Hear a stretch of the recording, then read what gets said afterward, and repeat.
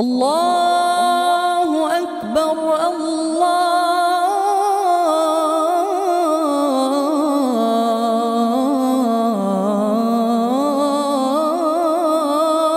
আকবার। দীর্ঘ 568 বছর ধরে এই মসজিদের মিনার থেকে প্রত্যহ 5 বার আজানের সুমধুর ধ্বনি ভেসে আসে।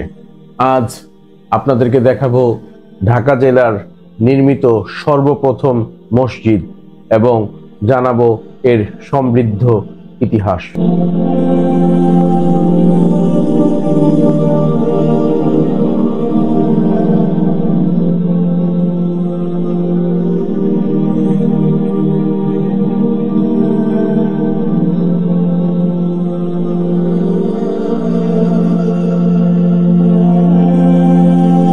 আসসালামু আলাইকুম ওয়া রাহমাতুল্লাহ।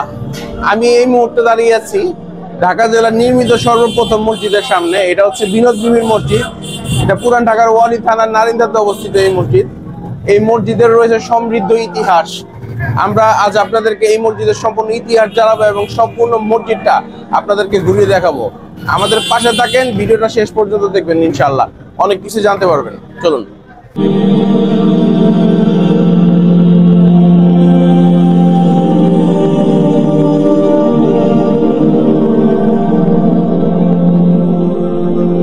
আসসালামু আলাইকুম রহমতুল্লাহ। পুরান ঢাকার ধোলাইখাল সংলগ্ন নারিন্দা বিনত বিবি জামে মসজিদ। অত্র মসজিদটি 861 হিজরিতে প্রথম সংস্করণ হয়। প্রত্নতাত্ত্বিক অধিদপ্তরের তথ্য মতে এই মসজিদটি ঢাকার সর্বপ্রথম মসজিদ হিসাবে পরিচিতি লাভ করে। প্রায় 580 বছরের মতো এই পুরাতন মসজিদের এই অংশটি অক্ষত অবস্থায় এখনো বিদ্যমান। প্রত্নতাত্ত্বিক অধিদপ্তরের নিষেধাজ্ঞা থাকার কারণে এই পুরাতন অংশটি ভাঙা হয়নি। মুসল্লিদের চাহিদার প্রয়োজনে পুরাতন অংশের সাথে নতুন অংশ বর্ধিত করা হয়েছে।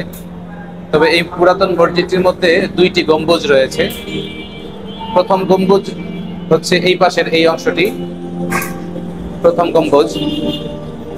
এই অংশটি প্রায় 580 বছরের মতো এবং তার 150 বছর পরে দ্বিতীয় সংস্করণে এই গম্বুজটি সংস্করণ করা হয়। এই 2 গম্বুজ বিশিষ্ট এই মসজিদটিতে ইমাম সাহেব যখন নামাজ পড়াতেন তখন তিনি এই 2 পিলারের মধ্যবর্তী যে স্থানটি আছে এই স্থানটিতে দাঁড়িয়ে নামাজ পড়াতেন, খুতবা দিতেন। এবং এর সাথে এই বারান্দার অল্প কিছু অংশ আছে। বারান্দায় একটি পুরাতন শিলালিপি আছে, সেই শিলালিপিতে খোদাই করা কিছু তথ্য আছে। যে শিলালিপিটি এখানে উপরে বিসমিল্লাহির রহমানির রহিম আছে, কালিমা তয়্যিবা আছে। তারপর কিছু নিচে তথ্য আল্লাহ তাআলার গুণাবলী যেগুলো লিপিবদ্ধ আছে। মসজিদের উপরে যে ছাদের যেই প্যাটার্ন দেখা যাচ্ছে এটা শুরু থেকে এভাবেই ছিল। তৎকালীন সময়ের কাজের স্থাপনার এরকমই ছিল। এটা এখনো অক্ষত অবস্থায় ওইভাবে আছে। আমাদের এই মসজিদের ধারণ ক্ষমতা, মুসল্লির ধারণ ক্ষমতা প্রায় 150 জনের মতো ছিল। এখন এই মসজিদের সাথে নতুন যেই অংশটি বর্ধিত করা হয়েছে সেখানে 6 তলা বিশিষ্ট মসজিদ। ওখানে প্রায় 2500 লোক নামাজ আদায় করতে পারেন এবং এই মসজিদটা একটি ঐতিহ্যবাহী মসজিদ। তাই এই ঐতিহ্যের সাথে সামঞ্জস্য রেখে এই মসজিদের পাশেই একটি মিনার করা হয়, প্রায় 234 ফুট উঁচু। 234 ফিট উঁচু এই মিনারটি প্রায় 23 তলার মতো হবে। এই মিনারটিও একটি এই মসজিদের ঐতিহ্য বহন করে আছে। আমরা জানি যে এই মসজিদটির নামকরণ করা হয়েছে বিনত বিবি জামে মসজিদ। এই বিনত বিবি নামটা কোথা থেকে আসলো, যতটুকু আমরা জানতে পেরেছি একজন পর্তুগিজ বণিক ব্যবসার উদ্দেশ্যে পুরান ঢাকার ধোলাইখালে আসেন। তিনি তার পরিবার নিয়ে এখানে আসার পরে তাদের সাথে একটি কন্যা সন্তান ছিল, তার নাম ছিল বখত বিন বিবি। ছোট বয়সেই আকস্মিক অসুস্থতাজনিত কারণে তার কন্যা মারা গেলে মসজিদের পাশেই তাকে কবরস্থ করা হয়। তখন তারা এই কন্যার মায়ায় তারা এই অঞ্চলেই থেকে যায়, তারা স্বদেশে ফিরে যাননি। পরবর্তীতে তারা এখানেই কবরস্থ হয়েছেন। সেই বকত বিন বিবির বাবার নাম ছিল আরকান আলী সওদাগর এবং মায়ের নাম ছিল মারহামা, আর কন্যার নাম ছিল বকত বিন বিবি। তো মেয়ের আকস্মিক মৃত্যুতে তারা শোকাহত হয়ে পড়েন। পরবর্তীতে মুসল্লিদের নামাজের প্রয়োজনে এখানে একটি মসজিদ নির্মাণ করেন এবং মেয়ের নাম অনুসারে এই মসজিদের নামকরণ করেন বিনতে বিবি জামে মসজিদ। তখন বাংলায় ছিল সুলতানি আমল। সালতানাত পরিচালনা করেছিলেন সুলতান নাসিরউদ্দিন মাহমুদ শাহ। ইতিহাসবিদেরা একমত যে এটি রাজধানীর সবচেয়ে প্রাচীন মসজিদ এবং প্রাক মোগল যুগের অন্যতম প্রধান স্থাপত্য নিদর্শন। প্রত্নতত্ত্ববিদ ও ঐতিহাসিক আকম জাকারিয়া তার বাংলাদেশের প্রত্নসম্পদ বইয়ে বলেছেন, লিপি প্রমাণে এটি ঢাকার প্রাচীনতম মসজিদ। সেই অর্থে ঢাকার প্রথম মসজিদ বলা হয় এটিকে। এখানে পুরাতন অংশের সাথে বর্ধিত নতুন অংশ। এখানে প্রায় 16টি কাতার রয়েছে। প্রত্যেক ফ্লোরে 400 করে মুসল্লি নামাজ আদায় করতে পারেন। এভাবে প্রায় 6টি ফ্লোরে প্রায় 2500 মুসল্লি নামাজ আদায় করে থাকেন। ইনি হচ্ছেন আমাদের মসজিদ কমিটির বর্তমান সেক্রেটারি জনাব মজিউর ভাই, বিশিষ্ট ব্যবসায়ী। তিনি এই মসজিদে ভালো মন্দ সবকিছু তদারকি করে থাকেন। মুসল্লিরা তার একক নেতৃত্বে খুব সন্তুষ্ট চিত্তে বরণ করে থাকে। ঢাকার এটা প্রথম মসজিদ। এই মসজিদে আমরা নামাজ পড়ে অনেক আনন্দিত, কারণ ঢাকার প্রথম মসজিদ, পুরাতন মসজিদ। অনেকেই এই মসজিদে আসে, ঘুরতে নামাজ পড়তে আসে, অনেক দূর দূরান্ত থেকে আসে, দেশে বিদেশ থেকে অনেক সময় পর্যটকরা আসে, আইসা ছবি টবি তুলে নিয়ে যায়। বিভিন্ন সাংবাদিকরা, টেলিভিশনের লোকজনও আসে। ঢাকার প্রথম মসজিদ পুরাতন হিসাবে আমরা অনেক আনন্দিত। এই মসজিদটি আমাদের ইতিহাসের এক অমূল্য নিদর্শন।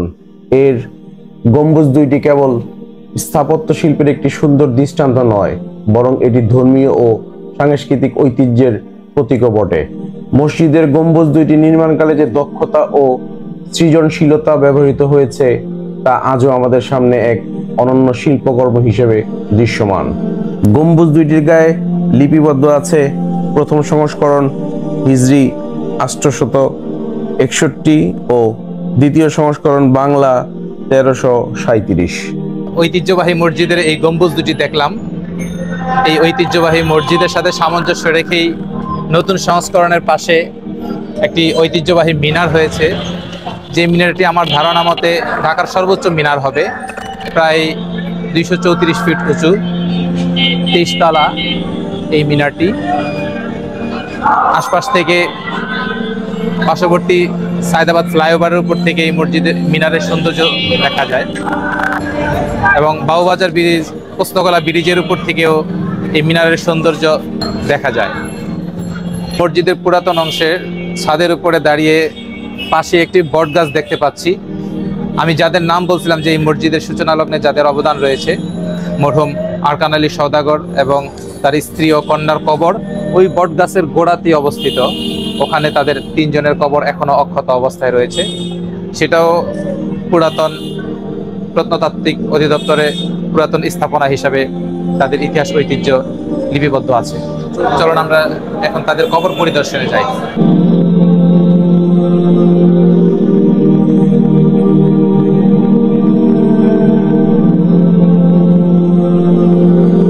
বিনোদ বিবি কে ছিলেন এখনকার প্রজন্ম তা আর জানতে চান না, কিন্তু বিনোদ বিবির এই সুন্দর সৃষ্টি, আল্লাহর ঘর মসজিদটি শত শত বছর অতিক্রম করেও টিকে আছে প্রজন্ম থেকে প্রজন্মান্তরে ইতিহাসের সাক্ষী হয়ে।